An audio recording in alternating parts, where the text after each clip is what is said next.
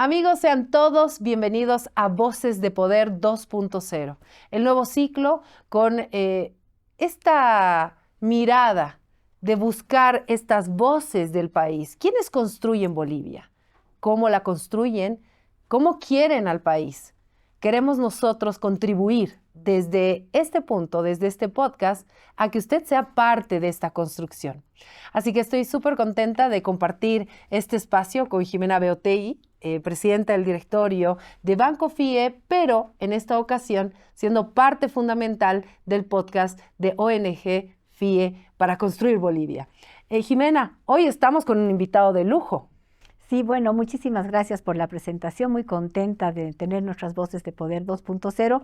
Estoy un poco ronca, pero voy a tratar de que eso no se note mucho, porque de verdad estamos muy contentas, Jean-Pierre, de tenerte en La Paz, de que el representante máximo de CAINCO esté con nosotros para conversar hoy día de cuál es nuestra visión de país en estos momentos. Y ahí quería preguntarte, más allá de la formalidad, ¿quién es Jean-Pierre Antelo? Bueno, primero, gracias Jimena, Priscila por el espacio. Felices de compartir acá en La Paz, de hacerlo el podcast acá. Teníamos el proyecto de hacerlo online, así que se ha dado la condición para hacerlo acá. Soy empresario, padre de Sofía Carlota y de Pierre, casado con Sofía.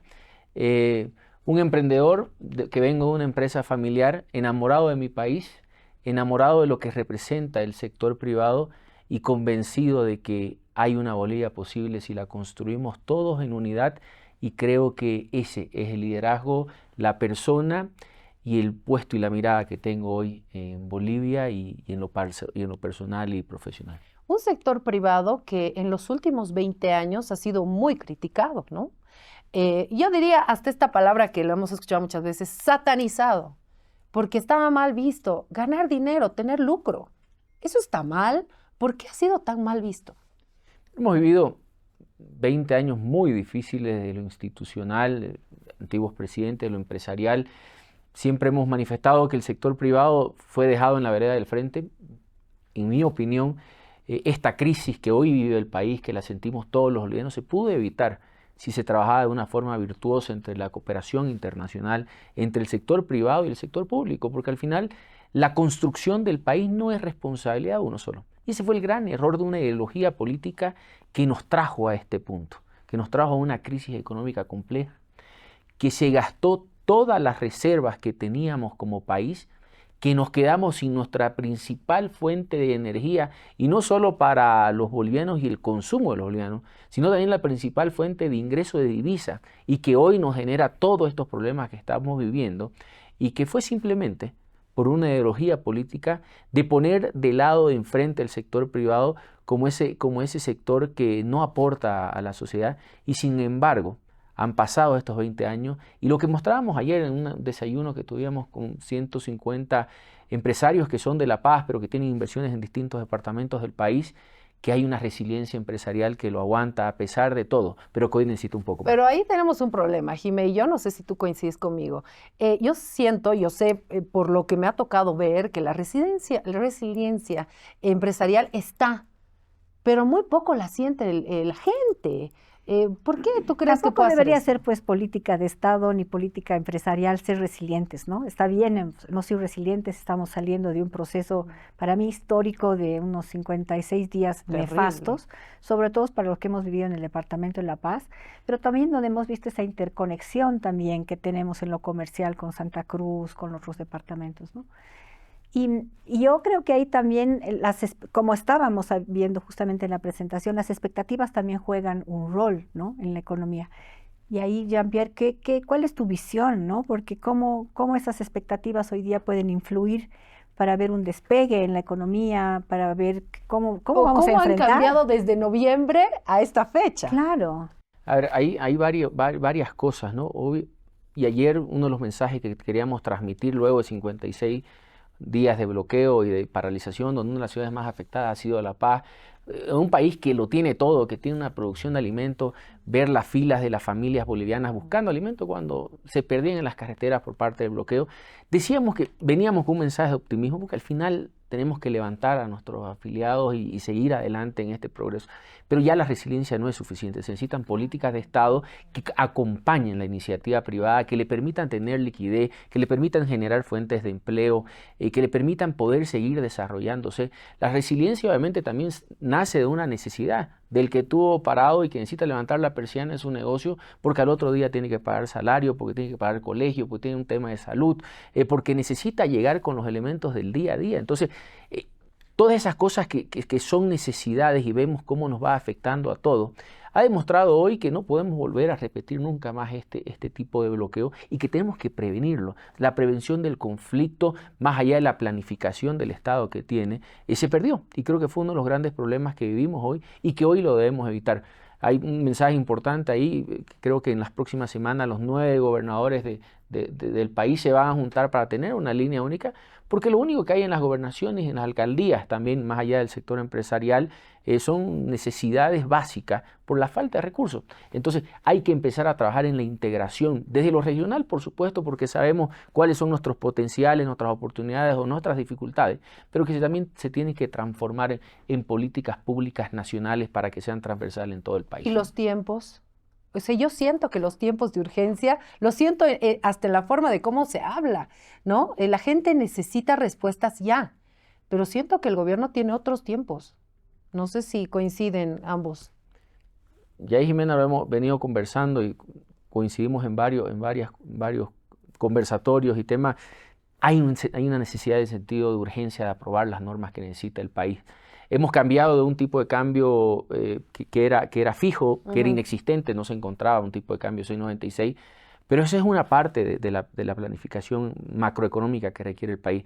Hay la otra, para darle certidumbre a la población, que se requiere de la generación de divisas. Se requiere hablarle con transparencia al país, que necesitamos exportar más, que necesitamos generar desarrollo, que necesitamos generar riqueza, porque al final los recursos son los que nos van a permitir que tengamos una sociedad con menos carencias, con menos dificultades. Y también, si exportamos más y si tenemos buen endeudamiento, no nos va a faltar los dólares, que es lo que nos faltan hoy día. No nos va a faltar el combustible, que es lo que necesitamos para poder importar el combustible que hoy se requiere. Por eso es que cuando hablamos de seguridad jurídica va más allá del término legal, empresarial, va a lo simple de que yo pueda transitar en las carreteras que en los últimos meses vivimos, pero también está en la seguridad jurídica el que maneja su camión y tiene que transportar carga y tiene que pasarse días cargando combustible. Y eso es seguridad jurídica para todos, que permita seguir desarrollando al país. Ahora tú, Jean-Pierre, cuando empezábamos este podcast decías, bueno, es casado y tienes 2 hijos, eres empresario, entonces eso quiero que sea bien importante porque es bien humano ver no solamente el representante de CAINCO, que es el sector de la industria y del comercio, sino que es un padre de familia que también está protegiendo su familia, su hogar. En este tiempo de los 56 días también hemos protegido la democracia, ¿no? O sea, hemos preservado algo que es muy importante. Pero ahora, desde ese rol de la CAINCO también, hay ese acercamiento con el gobierno. Entiendo que ustedes también han hecho algunas propuestas de algún marco normativo, creo que ley de inversiones, algo así. ¿Hay algún acercamiento donde podamos ver esos puentes, donde esta vez, como decía la Prisi, en los últimos 20 años no había muchas posibilidades, pero ahora estás viendo esa posibilidad de tender esos puentes? Yo creo que CAINCO y muchas instituciones han presentado muchos proyectos normativos, están los proyectos, ha habido muchos anuncios, pero ¿qué es lo que pasa? Hemos recibido unas elecciones con un optimismo, creo, en la población, donde entendíamos que había una asamblea con una capacidad política de atender y de enfrentar las demandas que necesitaba el país, que necesitaba el sector productivo, que necesitaba el sector empresarial, que se lo tomó con mucha apertura, con un acercamiento al sector privado, en esa manera de trabajar de manera conjunta, de hacer realidad estos proyectos y sueños que han estado parados muchísimos años. Pero sin lugar a duda, en los últimos meses ha habido un enfriamiento, ha habido una reducción en la discusión de estos temas, que lo vemos que no se han aprobado en las normativas, se nota. Yo decía hace mucho tiempo que el presidente no está en Santa Cruz, y lo digo con la mayor transparencia. Así como La Paz también ha sufrido, el sector productivo hoy está sufriendo también un tema de combustible, y el presidente tiene que estar en los 9 departamentos del país con su sector productivo, con su sector gremial, con su sector transportista, pero sí hemos sentido... ¿Por qué hay este enfriamiento? Es algo ¿Cuál es el análisis que tienen ustedes? Yo creo que muy sencillo, creo que los 53 días de bloqueo ha sido un freno de mano, ha sido un quedar y retrasar todos los proyectos que se tenían y un temor de verse cercano a un sector privado que en realidad genera impacto social, genera fuentes de empleo. Pero también ahí, no sé si coinciden, una falta de lectura de que en los 20 años el país ha cambiado, en que hemos tenido 20 años de un empoderamiento de movimientos sociales que no se sentían incluidos en este nuevo gobierno que había comenzado. Entonces, como que esto fue un estate quieto de que, oye, no estás solo, acá estamos. Y esto ha enfriado la relación con los empresarios privados. O sea, ¿seguimos distanciados? Yo no creo que hay un distanciados como tal. Sí creo que en estos días habían unas demandas que son naturales. Hay demandas en el país que tienen que ser atendidas. Hay muchas deficiencias. Hemos crecido mucho en pobreza. Hay sectores sociales que sí requieren, pero también hay un tema político, que hay que decirlo, que incidió en que esto no se resuelva, que demoró. Y por supuesto, ahí tiene que haber la habilidad política para enfrentar. Yo lo decía muy claramente en esta mañana en un espacio. Hay una Bolivia posible, hay quienes queremos trabajar por esa Bolivia, ciudadanos que quieren otro país, jóvenes que están buscando cómo desarrollarse, y también el Estado tiene que demostrar mano dura para quienes no quieren. Entonces hay que diferenciar lo que son demandas reales, demandas de la sociedad, pero también demandas políticas de grupos corporativos que lo único que quieren hacer es daño al país. Yo creo que hay que evitar esa polarización, ¿no? Porque eso en los últimos 20 años así hemos estado. Entonces, ahorita tratar de decir las organizaciones sociales versus los empresarios privados sería un error. Pero lo que sí creo que este gobierno tiene que gobernar para todos, ¿no? Y si queremos salir de esta crisis, que a mi modo de ver es inclusive más fuerte que de la pandemia, porque en la pandemia al final hemos tenido, puede ser unos 3.500 millones, ¿no? Pero yo creo que ahora que veíamos 3.800 o un poquito más, pero además ha habido sectores, producción, comercio, servicios, todos los sectores has afectado, has roto las cadenas productivas. Entonces, ¿dónde está ahora esa unión entre el Estado, el gobierno y la empresa privada para atender estas urgencias, ¿no?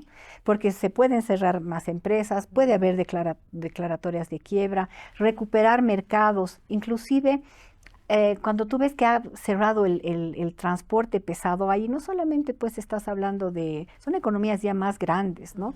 Que inclusive a nivel de la banca lo vamos a ver con los diferimientos, que antes no veías empresas grandes pidiendo diferimientos, ¿no?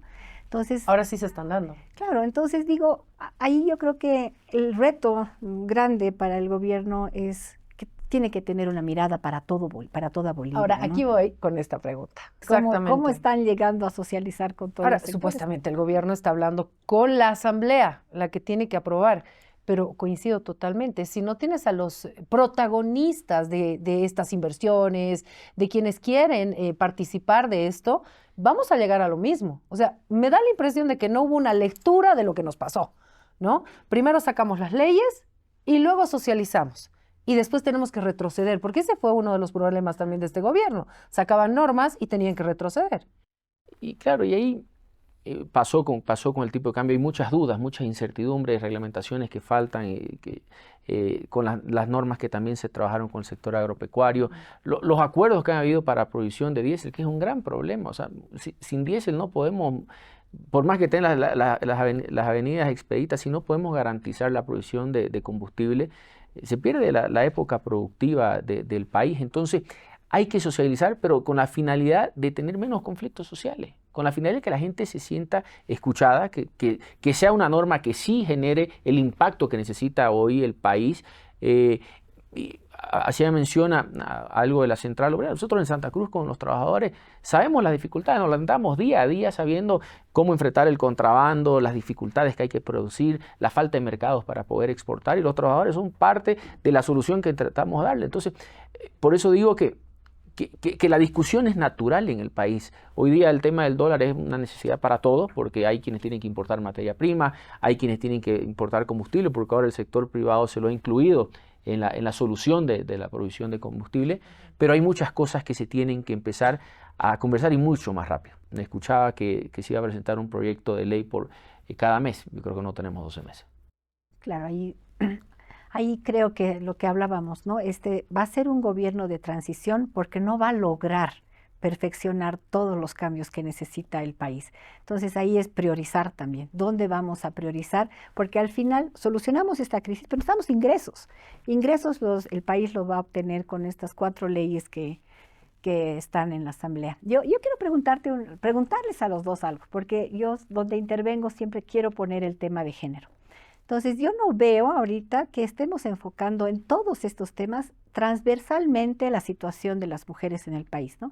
Ya sea en el sector informal, ya sea en el sector laboral, economía del cuidado, todos esos temas me parece que los hemos dejado de lado porque hay que atender lo macro. ¿Cuál es tu opinión de eso?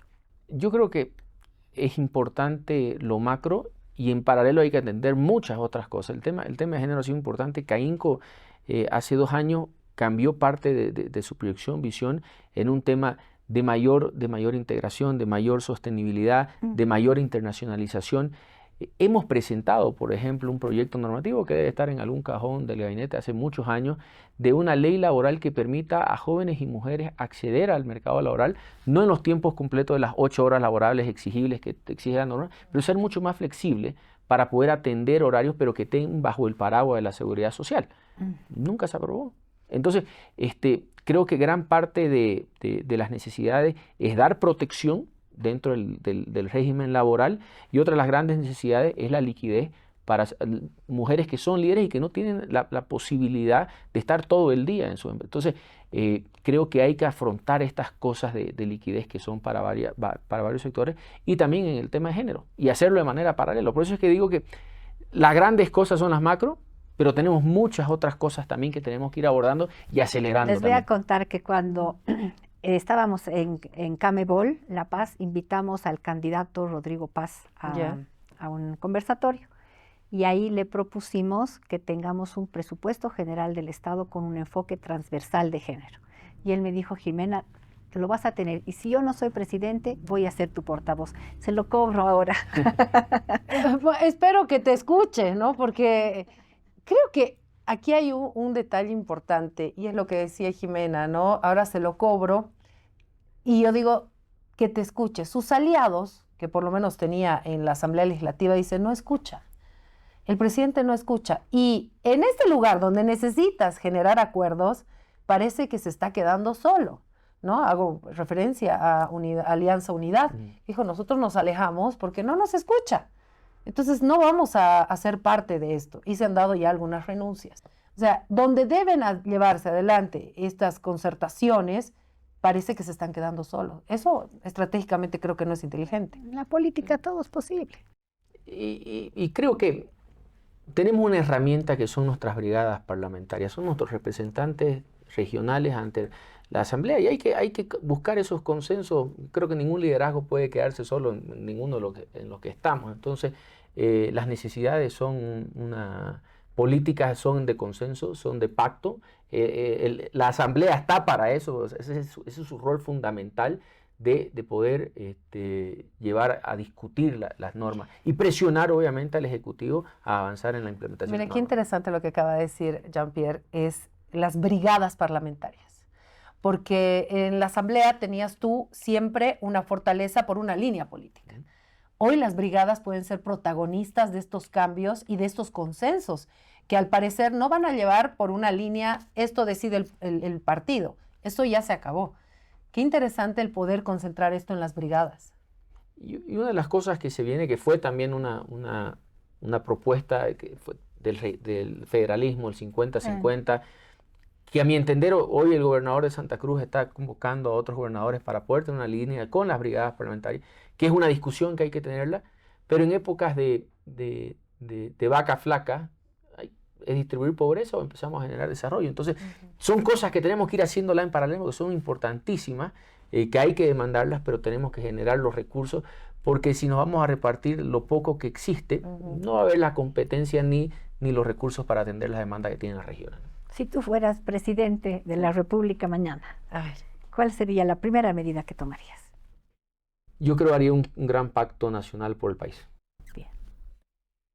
Yo creo que esta es la forma de cerrar este sector. De verdad, muchísimas gracias, Jean-Pierre, por haber accedido a conversar con nosotras. Queremos buscar la construcción de Bolivia, escuchando las voces, porque creo que es la única forma de construir el país. Muchas gracias. Gracias a ustedes por el espacio, por compartir, de hacerlo aquí en La Paz y de demostrar que esa Bolivia es posible, conversándola, insistiendo y entre todos lograr el desarrollo que necesita el país. Gracias, A nosotros nos encanta hablar, así que queremos construir. Sí, no hay problema en eso. Amigos, Gracias. Gracias por estar con nosotros en Voces de Poder 2.0.